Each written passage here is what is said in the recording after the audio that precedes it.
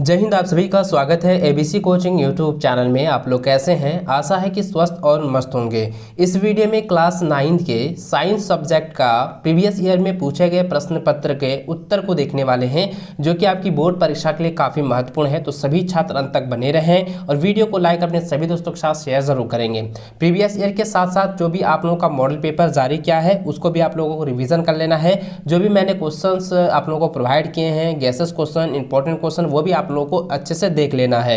ये सभी क्वेश्चन को आप लोग अच्छे से तैयार कर लेते हैं तो आपका 100% रिजल्ट गारंटी है, तो आप इसे कहीं भी नहीं काट सकते हैं। चलिए बच्चों आगे बढ़ते हैं क्वेश्चन की ओर। उससे पहले आप हमारे चैनल पर नए हैं तो चैनल को सब्सक्राइब करने के साथ बेल आइकन को प्रेस जरूर कर लेंगे। चलिए बच्चों क्वेश्चन की ओर चलते हैं। देखिए बच्चों, सबसे पहला प्रश्न दिया गया है कि बल का एसआई मात्रक है, तो बल का एसआई मात्रक को न्यूटन कहा जाता है। तो ऑप्शन नंबर जो है 4 इसका सही व सटीक आंसर होगा। इसको आप लोग जो है एग्जाम से पहले रिविजन व नोट्स कर लीजिएगा, ठीक है। चलिए आगे बढ़ते हैं। अगला सवाल दिया गया है कि निम्न में से कौन सही है। तो बच्चों ये आप लोगों ने फॉर्मूला तो पढ़ा ही होगा, v बराबर u प्लस at। तो आप लोग ये कि जो ए नंबर जो है इसका सही व सटीक आंसर होगा। अगला प्रश्न दिया गया है कि द्रव्यमान और वेग के गुणनफल को कहते हैं। तो द्रव्यमान और वेग के गुणनफल को हम लोग संवेग कहते हैं। तो ऑप्शन ए किसका सही आंसर होगा। अगला प्रश्न चौथा नंबर है कि प्रत्येक क्रिया के समान एक एवं विपरीत प्रतिक्रिया होती है, यह गति का कौन सा नियम है।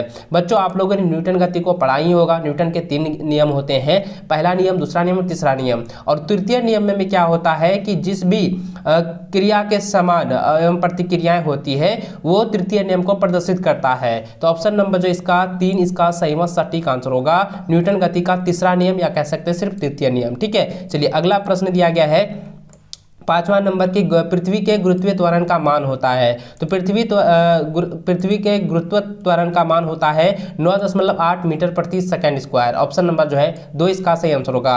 अगला प्रश्न है कि धनुष की तनिक डोरी में कौन सी ऊर्जा संचित है। दोस्तों आप लोग ध्यान देंगे कि धनुष की जो तनिक डोरी है वो पूरी तरह से स्थिर है। तो यहाँ पे इसमें कोई भी जो है वेग उत्पन्न नहीं हो रहा है, वो कोई भी एकदम गति नहीं कर रहा, वो एकदम स्थिर में अवस्था में है। तो दोस्तों इसमें जो ऊर्जा संचित होगी वो स्थितिज ऊर्जा होगी। तो ऑप्शन नंबर ए जो है इसका सही व सटीक आंसर होगा, ठीक है। अगला प्रश्न जो है 7वां नंबर दिया गया है कि कार्य करने की दर को कहते हैं। तो कार्य करने की दर को शक्ति कहा जाता है, यानी कि पावर कहा जाता है। तो ऑप्शन जो है 2 इसका सही आंसर होगा। अगला प्रश्न है कि इसी वस्तु का वेग दुगना कर दिया जाए तो उसकी गतिज ऊर्जा कितनी हो जाएगी। तो दोस्तों अगर किसी भी वस्तु की वेग जो है दुगना कर दिया जाता है तो इसकी गतिज ऊर्जा जो है उसकी भी दुगुनी हो जाएगी, यानी इसकी जो है 4 गुनी हो जाएगी। तो ऑप्शन नंबर जो है 3 इसका सही आंसर होगा, 4 गुना या चौगुनी, ठीक है। अगला प्रश्न 9 नंबर दिया गया है कि आवर्त का एसआई मात्रक। तो आवर्त का एसआई मात्रक होता है हर्ट्ज। इसको आप लोग रट लीजिए क्योंकि एग्जाम में इस बार भी आएंगे। अगला प्रश्न दिया गया है कि वेग के परिवर्तन दर है। तो वेग की परिवर्तन दर को त्वरण कहा जाता है। तो ऑप्शन नंबर जो है 3 इसका सही व सटीक आंसर होगा। अगला प्रश्न देखिए 11 नंबर दिया है कि सार्वत्रिक गुरुत्वीय स्थिरांक g का एसआई मात्रक। तो इसका आंसर होगा मीटर प्रति सेकंड स्क्वायर। ऑप्शन नंबर 1 इसका सही आंसर होगा। अगला प्रश्न 12 नंबर है कि ऊर्जा का व्यावसायिक मात्रक। तो दोस्तों ऊर्जा का व्यावसायिक मात्रक होता है किलोवाट घंटा। तो ऑप्शन नंबर 2 इसका सही आंसर होगा। अगला प्रश्न 13 नंबर दिया है कि 10 डिग्री सेल्सियस तापक्रम बराबर होता है। तो बच्चों मैंने आपको बताया था कि 1 डिग्री सेल्सियस ताप बराबर होता है 273 डिग्री केल्विन या 273 केल्विन। अगर इसमें 10 डिग्री सेल्सियस पूछा गया तो इसमें 10 आपको जोड़ देना है। तो अगर 10 जोड़ते हैं कितना, तो 283 केल्विन। तो ऑप्शन नंबर 2 जो है इसका सही आंसर होगा। अगला प्रश्न 14 नंबर है कि कोई कार एक समान रूप से त्वरित होकर 5 सेकंड में 5 मीटर प्रति सेकंड से 10 मीटर प्रति सेकंड की गति प्राप्त करती है तो उसका त्वरण होगा। त्वरण का फॉर्मूला आपको यहाँ पे ज्ञात करना है बच्चों। और त्वरण के फॉर्मूले के अनुसार अगर 10 मीटर प्रति सेकंड 5 निकालेंगे तो इसका 5 सेकंड के अंदर जो इसका 5 25 हो जाएगा, यानी इसका हम करेंगे तो कितना, इसको हम मीटर में व्यक्त करते हैं तो 100, 25 पंचे कितना होता है, 25 चौके 100, तो यहाँ 20 पंचे 100, तो यानी कितना हो जाएगा, ये इसका जो आंसर होगा आपका आंसर होगा 1 मीटर प्रति सेकंड स्क्वायर हो जाएगा, ठीक है। इसको आप लोग सॉल्व कर लीजिएगा। ऑप्शन नंबर 2 जो इसका सही व सटीक आंसर होगा। अगला प्रश्न है 15 नंबर कि न्यूटन के दूसरे गति नियम में किसकी माप प्राप्त होती है। तो दोस्तों इसमें त्वरण की माप जो है प्राप्त होती है। ऑप्शन 4 इसका सही आंसर होगा। अगला प्रश्न है किसी वस्तु अपनी अवस्था में परिवर्तन का विरोध करती है, यह गुण कहलाता है। तो यह गुण जो है जड़त्व कहलाता है। ऑप्शन 2 जो है इसका सही आंसर होगा। अगला प्रश्न है 17 नंबर कि बहती हवा में कौन सी ऊर्जा है। तो इसका आंसर आएगा बहती हवा में जो है गतिज ऊर्जा है। ऑप्शन 2 इसका सही आंसर होगा। अगला प्रश्न 18 नंबर है कि किसी वस्तु पर 5 न्यूटन बल लगा रहा है या 5 न्यूटन की बल लग रहा है तो बल की दिशा में वस्तु 2 मीटर विस्थापित होती है, किया गया कार्य होगा। तो दोस्तों यहाँ पे 5 और गुना 2 कर दिए, 5 दूनी कितना 10, तो 10 जूल हो जाएगा। तो ऑप्शन नंबर 3 जो है इसका सही आंसर होगा। अगला प्रश्न 19 नंबर है कि H ऊंचाई पर स्थित m द्रव्यमान वाली वस्तु की स्थितिज ऊर्जा, तो स्थितिज ऊर्जा का फॉर्मूला होता है mgh। ऑप्शन नंबर जो है एक सही आंसर होगा। अगला प्रश्न दिया गया है कि ऊर्जा है, तो ऊर्जा क्या है बच्चों? ऊर्जा कार्य करने की क्षमता है, ठीक है। तो ऑप्शन जो है एक इसका सही आंसर होगा। अगला प्रश्न है 21 नंबर कि निम्नलिखित में कौन तत्व है? तो दोस्तों ऑक्सीजन जो है एक तत्व है, ठीक, इसको आप लोग नोट कर लीजिए, एग्जाम में पूछे जाएंगे। अगला प्रश्न देखिए दोस्तों 22 नंबर दिया गया है कि किसी तत्व के परमाणु में 18 न्यूट्रॉन और 17 प्रोटॉन है तो परमाणु द्रव्यमान होगा। मैंने बच्चों आप लोगों को बताया था कि परमाणु द्रव्यमान अगर ज्ञात करनी है तो न्यूट्रॉन और प्रोटॉन को आप योग कर दीजिए, जोड़ दीजिए, 18 और 17 को जोड़ेंगे तो 35 हो जाएगा। तो इसका आंसर क्या हो जाएगा? ऑप्शन नंबर 1 हो जाएगा, 35 द्रव्यमान का मान निकल जाएगा, ठीक है। अगला सवाल 23 नंबर दिया गया है कि सोडियम का सही इलेक्ट्रॉनिक विन्यास निम्न में से कौन सा है? तो दोस्तों सोडियम का सही इलेक्ट्रॉनिक विन्यास होता है, देखिए सोडियम का निकालते 11 तो कितना 8 2 8 और 1 हो जाएगा, ठीक है, 8 2 10 1 11 हो जाएगा। ऑप्शन नंबर 4 इसका सही आंसर होगा। अगला प्रश्न है कि ओजोन गैस पाई जाती है, तो ओजोन गैस जो है क्षोभ मंडल में पाई जाती है, तो ऑप्शन 1 जो है इसका सही आंसर होगा। अगला 25 नंबर है कि निम्नलिखित में से कौन मिश्रण है? तो इसका आंसर हो जाएगा वायु जो है एक मिश्रण है, ऑप्शन नंबर 4 इसका सही आंसर होगा। अगला सवाल 26 नंबर दिया गया है कि अवोगाड्रो संख्या का मान क्या है? बच्चों मैंने आपको पहले भी कहा था, इसको आप लोग रट लीजिएगा, ये एग्जाम के लिए काफी महत्वपूर्ण है। तो अवोगाड्रो का मान जो होता है 6.022 गुना 10 पर पावर 23, ठीक है। तो ऑप्शन नंबर 3 जो है इसका सही आंसर होगा, इसको आप लोग रट लीजिए।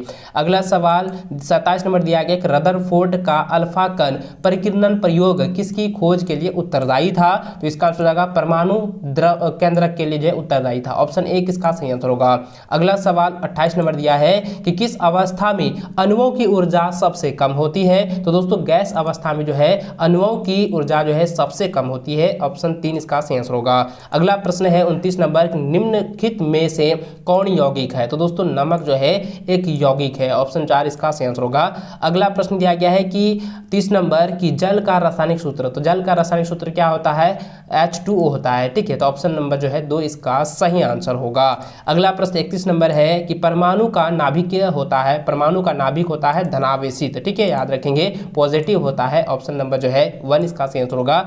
अगला सवाल 32 नंबर है कि अक्रिय गैस है, तो अक्रिय गैस क्या होता है बच्चों? सोडियम जो है अक्रिय गैस है, तो ऑप्शन नंबर सोडियम का क्या होता है? Na फॉर्मूला होता है, तो यहाँ हो जाएगा ऑप्शन नंबर 1 इसका सही आंसर होगा। अगला प्रश्न दिया है 33 नंबर कि हाइड्रोजन की संयोजकता है, तो हाइड्रोजन की संयोजकता कितनी होती है? 1 होती है, तो ऑप्शन 1 इसका सही आंसर होगा। अगला सवाल है कि 34 नंबर प्रकृति में कौन सा पदार्थ ठोस, द्रव और गैस तीनों अवस्था में पाया जाता है? तो दोस्तों जल जो है तीनों अवस्था में पाया जाता है। अगर जल को जो है बर्फ में रखा जाए तो वो बर्फ, देखिए जल का एक रूप होता है बर्फ वाला, तो बर्फ क्या हो गया? ठोस हो गया। जल जो है ये द्रव्य है, और जब इसको गर्म किया जाता है तो वाष्पोत्सर्जन होता है, तो ये वाष्प में बदलने लगता है, तो क्या होता है? गैस में बदल जाता है। यानी कि तीनों अवस्था में, ठीक है, यानी ठोस, द्रव, गैस तीनों अवस्था में जो है जल उपलब्ध है, जल की अवस्थाएं होती है, तो ऑप्शन नंबर 4 इसका सही आंसर होगा। अगला सवाल दिया गया है 35 नंबर कि यदि किसी तत्व का परमाणु क्रमांक A तथा परमाणु द्रव्यमान Z है तो उसके परमाणु में उपस्थित न्यूट्रॉनों की संख्या होगी। तो दोस्तों न्यूट्रॉनों की संख्या अगर ज्ञात किया जाए तो द्रव्यमान में क्या करेंगे? परमाणु को हम लोग घटा देंगे, तो Z-A हो जाएगा, ऑप्शन नंबर A इसका सही और सटीक आंसर होगा, ठीक है। चलिए अगला सवाल दिया गया है 36 नंबर की आत्महत्या का थैला कहलाता है, तो आत्महत्या का थैला क्या कहलाता है? लाइसोसोम कहलाता है, ऑप्शन नंबर जो है B इसका सही आंसर होगा, यानी ऑप्शन नंबर जो है 2 इसका सही आंसर होगा, लाइसोसोम। अगला प्रश्न जो है 37 नंबर है कि कोशिका का पावर हाउस, तो कोशिका का पावर हाउस क्या है बच्चों? मैंने कई बार आपको रिपीट करके बताया हुआ, कई बार मैंने आपको समझाया था, आप लोगों को याद होगा, आप लोगों को रट लिए होंगे, क्योंकि माइटोकॉन्ड्रिया का जो है कोशिका का पावर हाउस कहा जाता है, ठीक है, इसको आप लोग जो है रट लीजिए। अगला प्रश्न 38 नंबर है कि मलेरिया का रोगवाहक है, तो मलेरिया का रोगवाहक होता है मच्छर, तो ऑप्शन नंबर 2 इसका सही व सटीक आंसर होगा, ठीक है। चलिए अगला सवाल जो है 39 नंबर दिया गया है कि एक सूक्ष्म पोषक तत्व है, तो एक सूक्ष्म पोषक तत्व कौन है? तो देखिए यहाँ पे पोटेशियम जो है एक सूक्ष्म पोषक तत्व है, ऑप्शन नंबर 4 इसका सही व सटीक आंसर होगा। अगला सवाल 40 नंबर है कि पादप और जंतु कोशिका में प्रमुख अंतर है, तो पादप और जंतु कोशिका में प्रमुख अंतर क्या होता है, पोषण संबंधित जो है प्रमुख अंतर होते हैं और बाकी सभी जो है समांतर होते हैं। ठीक है, तो सिर्फ आपको याद रखना है पोषण संबंधी जो है इसमें अंतर होता है। तो ऑप्शन नंबर 1 इसका सही आंसर होगा। अगला सवाल 41 नंबर है कि मेढक है, तो मेढक क्या है, उभयचर है, जो कि पानी में भी रह सकता है और स्थल में भी रह सकता है, यानी कि दोनों में रह सकता है, इसलिए मेढक क्या है, अभयचर है। ऑप्शन नंबर 1 इसका सही आंसर होगा। अगला सवाल 42 नंबर है कि एक विश्वव्यापी बीमारी है, तो विश्वव्यापी बीमारी क्या है, एड्स जो है एक विश्वव्यापी बीमारी है। और दोस्तों एक क्वेश्चन ऐसा भी पूछा जाता है कि एड्स का शुरुआत कैसे होता है, तो आपको याद रखना है कि एड्स का शुरुआत जो है HIV से होता है, आप लोग याद रखेंगे। ठीक है, ऑप्शन 4 जो है इसका 42 नंबर का ऑप्शन 4 एड्स इसका सही आंसर होगा। अगला सवाल 43 नंबर है कि एक संक्रामक रोग है, तो एक संक्रामक रोग क्या है, तो देखिए संक्रामक रोग में क्या हो जाएगा दोस्तों, यह जो है ना हैजा जो है एक संक्रामक रोग है। ठीक है, ऑप्शन नंबर 4 इसका सही आंसर होगा। अगला सवाल जो है 44 नंबर है कि मानव शरीर की सबसे लंबी कोशिका है, तो दोस्तों तंत्रिका कोशिका जो है मानव शरीर में, ह्यूमन बॉडीज में जो है सबसे बड़ी सेल होते हैं, यानी सबसे बड़ी कोशिका होती है। तो आपको याद रखना है कि तंत्रिका कोशिका मानव शरीर की सबसे बड़ी कोशिका है। ऑप्शन 1 इसका सही आंसर होगा। 45 नंबर सवाल है कि जंतु जगत का सबसे अधिक विकसित समूह है, तो विकसित समूह क्या है दोस्तों, यह हो जाएगा मत्स्य। ठीक है, तो ऑप्शन नंबर 3 इसका सही आंसर होगा। अगला सवाल यहाँ पे दोस्तों दिया गया है, ठीक है, अगला सवाल जो है यहाँ पे दिया गया है कि एक दीर्घकालीन रोग है, तो एक दीर्घकालीन रोग क्या होता है, दीर्घकालीन रोग होता है, देखिए क्या होता है दीर्घकालीन, यहाँ पे दीर्घकालीन ना पूछा गया है, तो दीर्घकालीन क्या हो जाएगा बच्चों, तो दीर्घकालीन हो जाएगा मलेरिया। तो ऑप्शन नंबर 1 इसका जो है सही व सटीक आंसर होगा। अगला सवाल 47 नंबर है कि पेचिश का रोग कारक जीव है, तो पेचिश का रोग कारक जीव कौन सा है, परजीवी है। ठीक है, इसको आप लोग याद करें, परजीव या परजीवी। ठीक है, ऑप्शन नंबर इसका 4 इसका सही आंसर होगा। अगला सवाल 48 नंबर है कि वह प्राकृतिक पदार्थ जिनका उपयोग मनुष्य अपने जीवन यापन एवं विकास के लिए करता है कहलाते हैं, तो उसको हम लोग प्राकृतिक संपदा कहते हैं। तो ऑप्शन 3 जो है इसका सही आंसर होगा। अगला सवाल 49 नंबर दिया गया है कि कार्बोहाइड्रेट प्रधान फसल है, तो कार्बोहाइड्रेट प्रधान फसल क्या है बच्चों, तो गेहूं है। ठीक है, तो ऑप्शन नंबर 2 इसका सही आंसर होगा। अगला सवाल 50 नंबर दिया गया है कि किस जंतु में गिल पाए जाते हैं, तो दोस्तों मछली में जो है गिल पाए जाते हैं, जिसके द्वारा वो जो है सांस लेते हैं। ठीक है, ऑप्शन नंबर 4 इसका सही आंसर होगा। तो दोस्तों इस वीडियो में प्रीवियस ईयर के 50 ऐसे ऑब्जेक्टिव क्वेश्चन देखे हैं जो कि पिछले साल आप लोगों का पूछा गया है, इसको आप लोग इस बार भी एग्जाम्स के लिए तैयार कर लें, इससे कई सारे क्वेश्चन आपकी बोर्ड की परीक्षा में पूछे जाते हैं। ठीक है, चलिए बच्चों इस वीडियो में बस इतना ही। वीडियो को लाइक शेयर करते हुए चैनल पर नए हैं चैनल को सब्सक्राइब जरूर कर लेना। मिलते हैं नेक्स्ट वीडियो में, तब तक जय हिंद, वंदे मातरम।